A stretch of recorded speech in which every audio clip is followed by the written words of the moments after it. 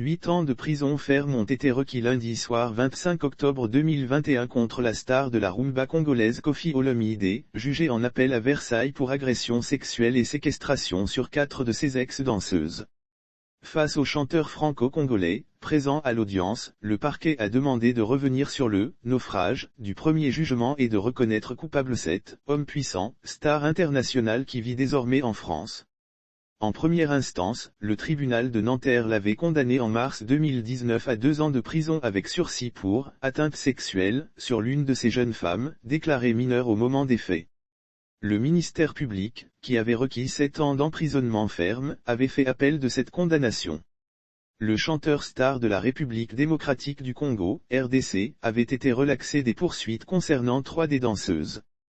4 femmes congolaises, qui ont déposé plainte entre 2007 et 2013 et sont parties civiles au procès, accusent Koffi Olomide de les avoir enfermées dans un pavillon gardé près de Paris, lors de ses tournées françaises, et de les avoir forcées à avoir des relations sexuelles avec lui, de façon régulière pour certaines.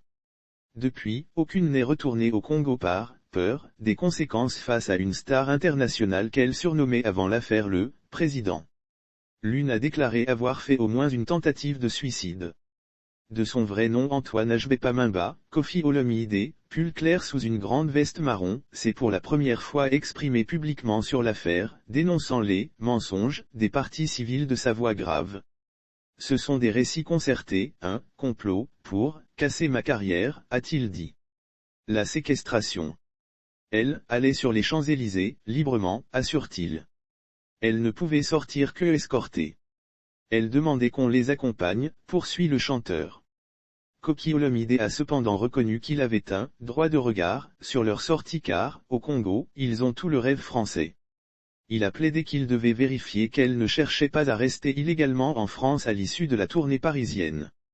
2 autres hommes, proches du chanteur qui vit désormais en France, sont également rejugés, accusés de complicité. L'un d'eux qui évoque aussi des « mensonges » des parties civiles afin de rester en France a reconnu qu'il était « obligé » de les suivre lorsqu'elle sortait du pavillon, car « elle ne connaissait pas la route, pour faire les courses par exemple », a-t-il dit. C'est dans ce contexte que, selon les plaignantes, le chanteur les aurait agressées sexuellement. Ça s'est passé dans des hôtels, parfois dans la voiture, dans des studios d'enregistrement. A raconté l'une d'elles, en larmes à la barre. C'est faux, c'est tout faux, c'est auparavant écrié monsieur Olomide, à aucun moment je n'étais seul avec ses filles, s'est-il évertué à répéter. Lors de l'enquête, il avait initialement été mis en examen pour viol, avant une requalification. Comment vous pouvez faire l'amour dans un studio? J'hallucine. Il y a des ingénieurs du son, il y a des assistants. Ça n'existe pas. A-t-il lancé avant le témoignage des parties civiles. Celles-ci ont déclaré avoir été forcées à subir des relations sexuelles, plusieurs fois, puis, 3 fois par semaine, pour l'une ou, 3 ou 4 fois dans le mois, pour une autre.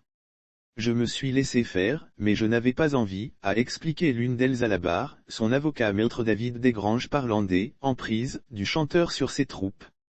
Il n'y a absolument aucun élément matériel accréditant les dires des plaignantes, a estimé dans sa plaidoirie maître Antoine V, avocat du chanteur aux côtés d'Emmanuel Marcini. Ils ont plaidé la relaxe de leurs clients. Koffi Olomide a déjà été condamné, en RDC en 2012, pour violence, et avait été expulsé du Kenya en 2016 pour avoir donné un coup de pied à l'une de ses danseuses.